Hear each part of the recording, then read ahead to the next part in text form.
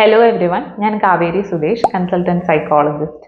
ഇന്ന് നമ്മൾ സംസാരിക്കാൻ പോകുന്ന വിഷയം നാർസിസ്റ്റിക് പേഴ്സണാലിറ്റി ഡിസോർഡർ ഉള്ള ഒരാൾ ശരിക്കും ചേഞ്ച് ആയോ അല്ലെങ്കിൽ അവർ മാനിപ്പുലേറ്റ് ചെയ്യുകയാണോ എന്നുള്ളത് എങ്ങനെ തിരിച്ചറിയാം. അവരുടേതൊരു റിയൽ ചേഞ്ച് അല്ല, മറിച്ചൊരു മാനിപ്പുലേഷൻ ആണ് എന്ന് തിരിച്ചറിയാൻ സഹായിക്കുന്ന 10 റെഡ് ഫ്ലാഗ്സ്. ഒരുപാട് ആളുകൾ ചോദിക്കുന്ന ഒരു കാര്യമാണ്, ശരിക്കും നാർസിസ്റ്റിക് പേഴ്സണാലിറ്റി ഡിസോർഡർ ഉള്ള ഒരു വ്യക്തി ചേഞ്ച് ആകുമോ? ഇതിനെക്കുറിച്ചാണ് ഞാൻ ലാസ്റ്റ് ചെയ്തിരിക്കുന്ന വീഡിയോ. അപ്പോൾ നിങ്ങൾക്ക് ഡീറ്റെയിൽഡ് ആയിട്ട് മനസ്സിലാക്കാൻ വേണ്ടിയിട്ട് ആ ഒരു വീഡിയോ കാണാവുന്നതാണ്. ഓക്കെ, അപ്പോൾ ഇന്നത്തെ വിഷയം 10 red flags that it is a manipulation. Number 1, they promise to change but they don't follow through with action. അതായത് അവർ ചേഞ്ച് ചെയ്യാം എന്ന് പ്രോമിസ് ചെയ്യുന്നു, പക്ഷെ അവരുടെ പ്രവൃത്തിയിൽ അത് കാണുന്നില്ല. നമ്മളെപ്പോഴും നോക്കേണ്ടത് അവരുടെ വാക്കിനെയല്ല, അവരുടെ വാക്കിനനുസരിച്ച് തന്നെ അവരുടെ പ്രവൃത്തി ഉണ്ടാവുന്നുണ്ടോ എന്നുള്ളതാണ്. അതുപോലെ തന്നെ ആ പ്രവൃത്തി കൺസിസ്റ്റന്റ് ആണോ എന്നും നമ്മൾ നോക്കേണ്ടതാണ്. കുറച്ച് നാളത്തേക്ക് അത് കാണിച്ചു, അത് കഴിഞ്ഞ് ആ ചേഞ്ച് കാണുന്നില്ല എന്നുണ്ടെങ്കിലും അത് കൺസിസ്റ്റന്റ് ആയിട്ടുള്ള ഒരു ചേഞ്ച് അല്ല, അപ്പൊ നമുക്കത് വിശ്വസിക്കാനായിട്ട് പറ്റില്ല. Number 2, they only change after you leave or if you threaten to leave. അവർ ചേഞ്ച് കാണിക്കുന്നത് നിങ്ങൾ അവരെ ഉപേക്ഷിക്കുന്നു എന്നുള്ളൊരു സിറ്റുവേഷൻ വരുമ്പോൾ, നിങ്ങൾ അവിടെ നിന്ന് സെപ്പറേറ്റഡ് ആവുന്നു, അല്ലെങ്കിൽ ഡിവോഴ്സ് പ്രൊസീജിയേഴ്സിലേക്ക് പോകുന്നു, അല്ലെങ്കിൽ നിങ്ങൾ അത്തരത്തിൽ പോകാൻ പോവുകയാണ് എന്നുള്ളൊരു ഫൈനൽ ഡിസിഷൻ എടുക്കുന്ന ആ ഒരു ത്രെറ്റ് അവർക്ക് ഫീൽ ചെയ്യുന്ന സമയത്ത്, ഇങ്ങനെ മാത്രമാണ് അവർ ചേഞ്ച് ചെയ്യുന്നതെങ്കിൽ അതൊരു റിയൽ ചേഞ്ച് ആയിട്ട് നമുക്ക് കൺസിഡർ ചെയ്യാൻ പറ്റില്ല. തിരിച്ച് നിങ്ങളെ കൊണ്ടുവരാൻ വേണ്ടിയിട്ടുള്ള ഒരു മാനിപ്പുലേഷൻ ആകാനാണ് സാധ്യത. അപ്പൊ ഇവിടെ അവർ എന്തുകൊണ്ട് ചേഞ്ച് ചെയ്യുന്നു എന്ന് വെച്ചാൽ അവർക്ക് അവരുടെ നാർസിസ്റ്റിക് സപ്ലൈ കിട്ടുന്നില്ല. അവർക്ക് അവരുടെ എൻടൈറ്റിൽമെന്റും അവരുടെ സുപ്പീരിയോറിറ്റിയും അവരുടെ കൺട്രോളും എസ്റ്റാബ്ലിഷ് ചെയ്യാനായിട്ട് പറ്റുന്നില്ല. ആ വിക്ടിം അവരെ വിട്ട് പോവുകയാണല്ലോ. അപ്പൊ അത്തരം സിറ്റുവേഷനിൽ ഒരു താൽക്കാലികമായിട്ട് ചേഞ്ച് കാണിക്കുന്നുണ്ടെങ്കിൽ അതൊരു മാനിപ്പുലേഷൻ ആകാനാണ് സാധ്യത. Third one, they blame their behavior on external factors. അതായത് അവർ ചേഞ്ച് ആയി എന്ന് പറഞ്ഞിട്ടും അവരുടെ ഭാഗത്തു നിന്ന് പല സമയങ്ങളിലും ഉണ്ടാവുന്ന മാലഡാപ്റ്റീവ് ബിഹേവിയർ അല്ലെങ്കിൽ അബ്യൂസസിനെ അവർ ന്യായീകരിക്കുന്നത് അത് എക്സ്റ്റേണൽ ഫാക്ടേഴ്സ് കൊണ്ടാണ് എന്ന് പറഞ്ഞിട്ടാണ്. ഫോർ എക്സാമ്പിൾ, ഓഫീസിലുള്ള സ്ട്രെസ് കൊണ്ടാണ് ഞാൻ അന്നേരം ഷൗട്ട് ചെയ്തത്, അല്ലെങ്കിൽ എൻ്റെ ചൈൽഡ്ഹുഡ് ട്രോമ, എൻ്റെ ചൈൽഡ്ഹുഡ് ഞാൻ പറഞ്ഞിട്ടില്ലേ, അതുകൊണ്ടൊക്കെയാണ് ഞാൻ ഇങ്ങനെ ബിഹേവ് ചെയ്യുന്നത്. അപ്പോഴും അവരുടെ ബിഹേവിയറിന്റെ അക്കൗണ്ടബിലിറ്റി ഏറ്റെടുക്കാനായിട്ടും അത് തിരുത്താനും അവർ തയ്യാറാവുന്നില്ല. കുഴപ്പം എൻ്റെ അല്ല, കുഴപ്പം എക്സ്റ്റേണൽ ഫാക്ടേഴ്സിന്റെ ആണ് എന്നാണ് പറഞ്ഞുകൊണ്ടിരിക്കുന്നത്. റിയൽ ചേഞ്ച് ആണെങ്കിൽ അവർക്ക് അവരുടെ പ്രവൃത്തിയുടെ അക്കൗണ്ടബിലിറ്റി അല്ലെങ്കിൽ ഓണർഷിപ്പ് ഏറ്റെടുക്കാനായിട്ട് പറ്റും. അതൊരു പോസിറ്റീവ് ബിഹേവിയർ ആണെങ്കിൽ നെഗറ്റീവ് ബിഹേവിയർ ആണെങ്കിലും അതിന്റെ അക്കൗണ്ടബിലിറ്റി അവർ ഏറ്റെടുക്കാൻ തയ്യാറാവുകയാണെങ്കിലാണ് നമുക്കത് വിശ്വസിക്കാൻ പറ്റും. Fourth one, the apology feels empty or has conditions. അവർ സോറി പറയുന്നു, പക്ഷെ അതൊരു ജെനുവിൻ അപ്പോളജി ആയിട്ട് നമുക്ക് ഫീൽ ചെയ്യുന്നില്ല. അല്ലെങ്കിൽ അപ്പോളജൈസ് ചെയ്യുമ്പോഴും അതിൽ കണ്ടീഷൻസ് വെക്കുന്നു. ഞാൻ സോറി പറഞ്ഞില്ലേ, പിന്നെന്താ പ്രശ്നം? അല്ലെങ്കിൽ ഞാൻ സോറി പറയാം, അതെന്റെ തെറ്റാണ്, ഞാൻ ഏറ്റെടുക്കുന്നു, ഇപ്പൊ പ്രശ്നം തീർന്നില്ലേ? ഈ രീതിയിലൊക്കെ സോറി പറയുന്ന ആളുകളുണ്ട്. അല്ലെങ്കിൽ പറയാം, ഞാൻ സോറി പറയാം, പക്ഷെ നീ നിന്റെ ഈ ഒരു കാര്യത്തിന് ഇങ്ങനെ ചെയ്യണം, ഞാനിതിന് ക്ഷമ പറയുന്നില്ലേ, അപ്പൊ നിനക്ക് നിന്റെ തെറ്റ് ഏറ്റെടുത്ത എന്താ കുഴപ്പം? നീ അത് ചെയ്യാൻ തയ്യാറാണെങ്കിൽ ഞാൻ സോറി പറയാം. അപ്പൊ ഇങ്ങനെയൊക്കെ വരുമ്പോൾ കണ്ടീഷൻസ് ഉണ്ട്. അതല്ലെങ്കിൽ സോറി പറയുന്നതിലും അവർക്ക് യാതൊരു കുറ്റബോധവും ഇല്ലാത്ത രീതിയിലുള്ള അപ്പോളജിയാണ് അവർ ചെയ്യുന്നത്. ശരിക്കും എങ്ങനെയാണ് സോറി പറയേണ്ടത് എന്നുള്ളതിന്റെ സ്റ്റെപ്സ് ഒക്കെ ഉണ്ട് കേട്ടോ. പക്ഷെ അത് നമ്മുടെ ആളുകൾ അങ്ങനെയൊന്നും പഠിച്ചിട്ടില്ലാത്തതുകൊണ്ട് ആ സ്റ്റെപ്സ് ഫോളോ ചെയ്യണമെന്ന് നിർബന്ധമൊന്നുമില്ല. പക്ഷെ അത് ജെന്യുവൻ ആയിട്ടാണ് സോറി പറയുന്നതെങ്കിൽ നമുക്കത് അക്സെപ്റ്റ് ചെയ്യാവുന്നതാണ്. അത് എൻ്റെ ഭാഗത്തു നിന്നുള്ള മിസ്റ്റേക്ക് തന്നെയാണ്, ഞാനത് കറക്റ്റ് ചെയ്യാൻ എന്താണ് ചെയ്യേണ്ടത്? ഇത് ജെന്യുവൻ ആയിട്ട് ഒരാൾ ചോദിക്കുകയാണ്, അതനുസരിച്ച് അവരുടെ ബിഹേവിയറിൽ ചേഞ്ചസ് ഉണ്ടാവുന്നുണ്ടെങ്കിൽ നമുക്ക് വിശ്വസിക്കാവുന്നതാണ്. Fifth one, they want instant forgiveness or fast progress. ഇത് ഞാൻ വളരെ കോമൺ ആയിട്ട് കണ്ടിട്ടുള്ള ഒരു റൈറ്റ് ആണ്. അവർക്ക് പെട്ടെന്ന് അവർ ഫോർഗീവ് ചെയ്തോളണം, അല്ലെങ്കിൽ പെട്ടെന്ന് പ്രോഗ്രസ് ഉണ്ടായിക്കൊള്ളണം. അതായത് ഞാൻ എൻ്റെ അക്കൗണ്ടബിലിറ്റി ഏറ്റെടുത്തു, ഞാൻ സോറി പറഞ്ഞില്ലേ, പിന്നെയും നീ എന്തിനാണ് ഇതിനെ പറ്റിയിട്ട് തന്നെ സംസാരിച്ചുകൊണ്ടിരിക്കുന്നത്? പ്രത്യേകിച്ച് ഒരു എക്സ്ട്രാ മാരേജ് അഫെയർ ഒക്കെ ഉണ്ടാകുമ്പോഴാണ്, അതെ എൻ്റെ ഭാഗത്തുനിന്ന് തെറ്റുപറ്റിപ്പോയി, ഞാനത് അംഗീകരിക്കുന്നു എന്നൊക്കെ പറയും. അപ്പൊ ഞാനത് അംഗീകരിച്ചില്ലേ, ശരി, ഇനി ഞാനത് ആവർത്തിക്കില്ല, ഞാൻ പ്രോമിസ് ചെയ്യുന്നു. എന്നിട്ട് അപ്പൊ തന്നെ വൈഫിന്റെ ഭാഗത്തു നിന്ന് അല്ലെങ്കിൽ പാർട്ട്ണറുടെ ഭാഗത്തു നിന്ന് ഒരു ബിഹേവിയർ ചേഞ്ച് ഉണ്ടാവണം. അവരപ്പം തന്നെ ഫോർഗീവ് ചെയ്തോളണം. അവർക്ക് അതിനുള്ളൊരു സമയം കൊടുക്കില്ല. എന്നിട്ട് അവർ വീണ്ടും വീണ്ടും ഇതിനെപ്പറ്റി പറയുകയാണെങ്കിൽ പറയും, നീ ഇത് വീണ്ടും വീണ്ടും പറഞ്ഞിട്ടാണ് എനിക്ക് അവരിലേക്ക് കൂടുതൽ താല്പര്യം തോന്നുന്നത്, നീ തന്നെയാണ് ഈ റിലേഷൻഷിപ്പ് മുന്നോട്ട് കൊണ്ടുപോകാനായിട്ട് എന്നെ പ്രേരിപ്പിക്കുന്നത് എന്ന് പറഞ്ഞിട്ട് വിക്ടിമിനെ ഭയങ്കരമായിട്ട് ഇമോഷണലി അബ്യൂസ് ചെയ്തുകൊണ്ടിരിക്കും. അപ്പൊ അവർക്ക് ഇൻസ്റ്റന്റ് ഫോർഗീവ്നെസ്, ഞാൻ അക്കൗണ്ടബിലിറ്റി ഏറ്റെടുത്താൽ അപ്പൊ തന്നെ ഫോർഗീവ് ചെയ്തോളണം, നിങ്ങളുടെ മാനസികാവസ്ഥ നിങ്ങൾ അതിൽ നിന്ന് റിക്കവർ ചെയ്യാൻ എടുക്കുന്ന ടൈമൊന്നും എൻ്റെ കൺസേണേ അല്ല എന്നുള്ള രീതിയിലാണ് അവർ റിയാക്ട് ചെയ്യുന്നത്. അങ്ങനെയാണെങ്കിൽ അതൊരു മാനിപ്പുലേഷൻ ആണ്, അത് റിയൽ ചേഞ്ചേ അല്ല. റിയൽ ചേഞ്ച് എന്ന് പറയുമ്പോൾ നിങ്ങളുടെ പേസ് ഓഫ് ഹീലിങ്ങിനെ അവർക്ക് റെസ്പെക്ട് ചെയ്യാൻ സാധിക്കണം. Sixth one, they use therapy as A trophy or weapon. പലപ്പോഴും തെറപ്പി അവരൊരു വെപ്പണായിട്ട് യൂസ് ചെയ്യും.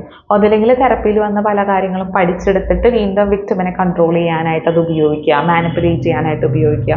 അതല്ലാന്നുണ്ടെങ്കിൽ പല സിറ്റുവേഷൻസ് ഉണ്ടാകുമ്പോൾ ഞാനിപ്പോൾ തെറപ്പി എടുക്കുകയല്ലേ, അപ്പം നീ ചേഞ്ചസിനെ അക്നോളജ് ചെയ്യൂ, അല്ലാതെ വീണ്ടും എന്നെ കുറ്റപ്പെടുത്തിക്കൊണ്ടിരിക്കരുത്.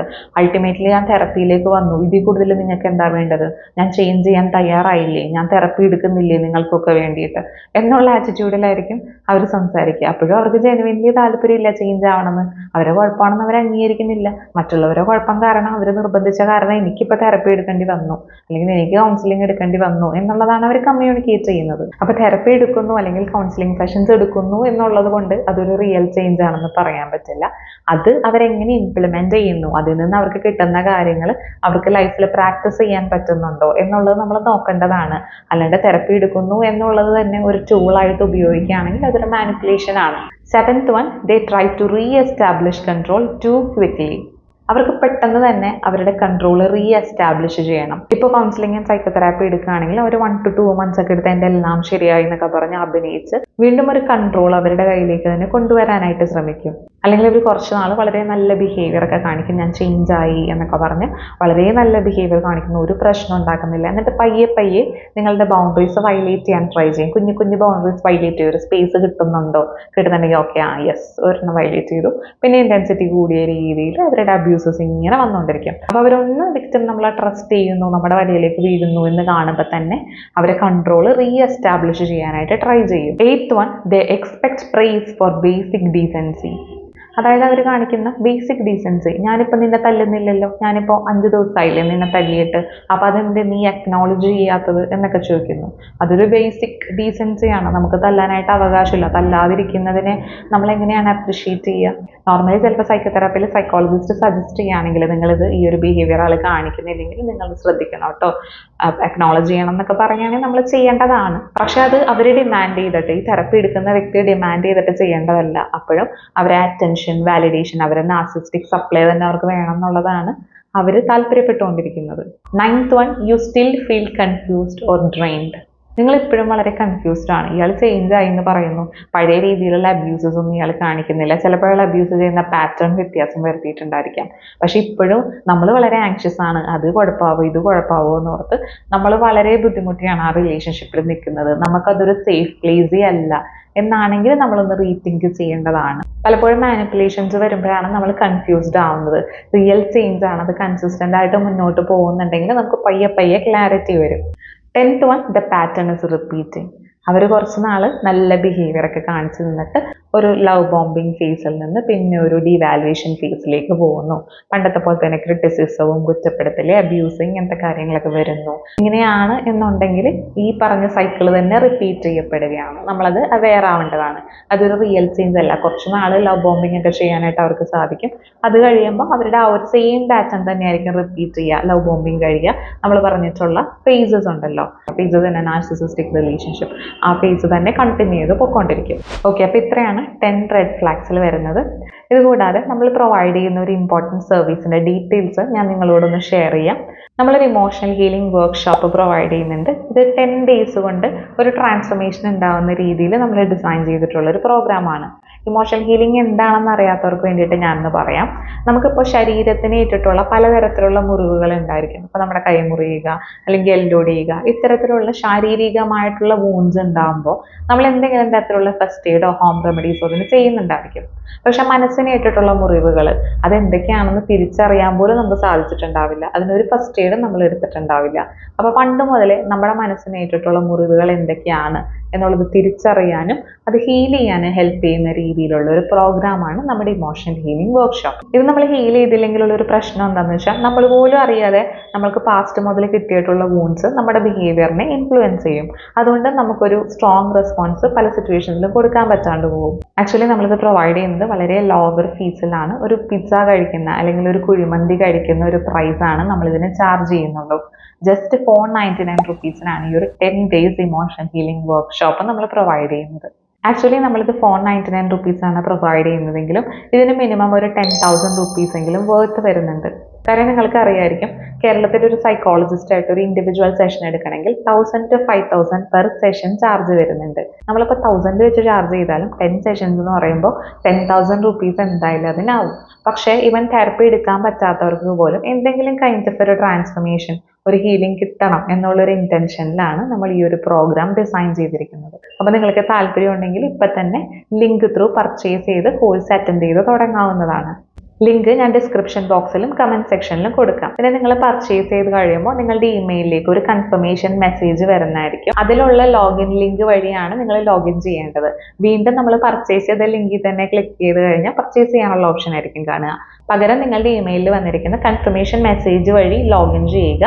നിങ്ങൾ ലോഗിൻ ചെയ്യുന്ന സമയത്ത് നിങ്ങളുടെ ഫോൺ നമ്പർ, നിങ്ങൾ പേയ്മെന്റ് ചെയ്തപ്പോൾ ഏത് മൊബൈൽ നമ്പറാണോ കൊടുത്തത് ആ മൊബൈൽ നമ്പർ ആയിരിക്കും അവർ ചോദിക്കുക. അവിടെ മൊബൈൽ നമ്പർ കൊടുത്ത് അതിലേക്ക് ഒരു OTP വരും. നിങ്ങൾ ലോഗിൻ ചെയ്യുമ്പോൾ ഫസ്റ്റ് സെലക്റ്റഡ് ആയി കിടക്കുന്നത് ഫീഡ് എന്നുള്ള ഓപ്ഷൻ ആയിരിക്കും.